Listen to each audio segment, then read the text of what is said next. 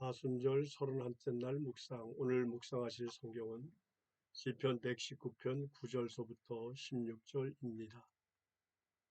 청년이 무엇으로 그의 행실을 깨끗하게 하리이까? 주의 말씀만 지킬 따름이니이다. 내가 전심으로 주를 찾았사오니 주의 계명에서 떠나지 말게 하소서. 내가 주께 범죄하지 아니하려 하여 주의 말씀을 내 마음에 두었나이다. 찬송을 받으실 주 여호와여, 주의 율례들을 내게 가르치소서. 주의 입의 모든 규례들을 나의 입술로 선포하였으며 내가 모든 재물을 즐거움같이 주의 증거들의 도를 즐거워하였나이다. 내가 주의 법도들을 작은 소리로 읊조리며 주의 길들에 주의하며 주의 율례들을 즐거워하며 주의 말씀을 잊지 아니하리이다.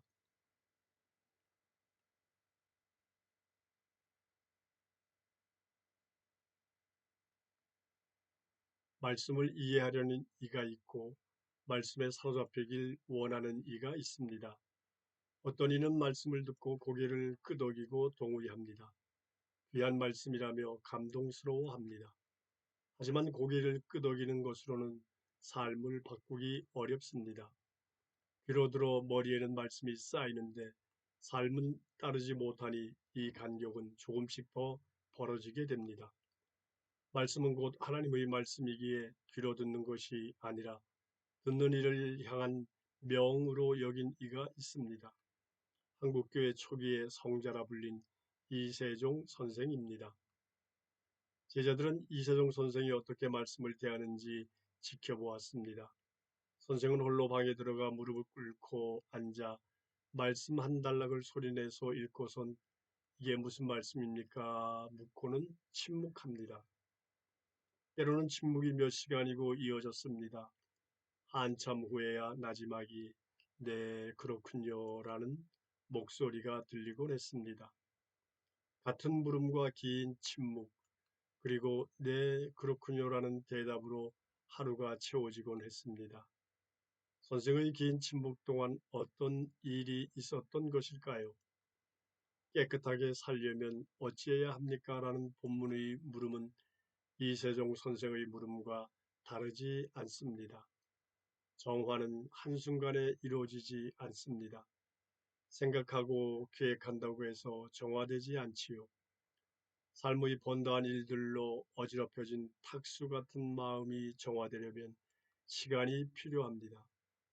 말씀은 즉각적인 효과를 일으키는 대증요법이 아닙니다. 우리 안에 흐린 것들이 가라앉기 위해서는 말씀 앞에 그저 머물러야 합니다. 나의 좋은 생각과 효과가 떠오르면 마음은 당장 움직이라고 요동칩니다. 이때야말로 급한 마음을 가라앉히고 머물러야 하는 때입니다. 머물면 고요해지고 고요해져야 세미한 그분의 음성이 시작됩니다. 세미한 음성은 양은 냄비처럼 끓어 넘치려는 인생을 감싸며 어루만져 안정되게 합니다. 그 말씀이 사랑에서 비롯된 것이며 간곡한 권고임을 몸으로 느낍니다. 말씀에 젖어들면 선과 지혜인 양 여겼던 기막히게 좋은 생각의 실체와 하나님의 말씀이 분별됩니다. 선과 지혜로 보였던 것들이 기실은 유혹임이 드러납니다. 때로는 말씀 앞에서 고집부리는 자신을 발견하기도 하지요. 말씀 앞에 머무는 시간은 세상의 시간이 아니라 하나님의 시간입니다. 하나님의 시간 안에서 정화는 천천히 이루어집니다. 말씀 앞에 무릎 꿇고 들은 시간은 하나님께서 흔쾌히 쓰실 만한 것이 됩니다. 오랫동안 묵상을 훈련한 이의 탄식이 있습니다. 아무리 하나님 뜻대로 하십시오라고 기도해도 내 속심 저 밑바닥에 단지 1%라도 내 뜻이 은근히 숨겨져 있으면 그놈은 기어코 기어오르고 맙니다. 그래서는 결국 하나님의 뜻대로가 아니라 내 뜻대로 되도록 관철하고 맙니다. 그래놓고 입으로는 마치 하나님 뜻대로 한 것처럼 떠벌리곤 합니다. 하나님의 말씀을 모세도 사양하려 했고 예레미야도 포기하려 했지요. 요나는 어떻게든지 하나님의 말씀을 피해 도망하려 했습니다.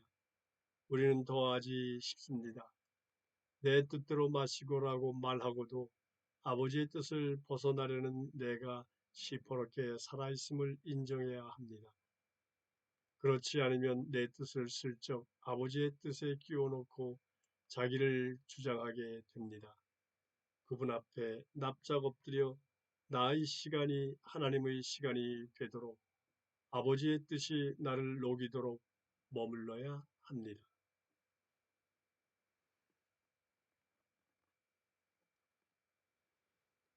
주님, 말씀을 읽고 이해했노라 생각하고 기도를 얼른 끝내고 내 계획을 이루려 일어서려는 이 마음을 잡아주십시오.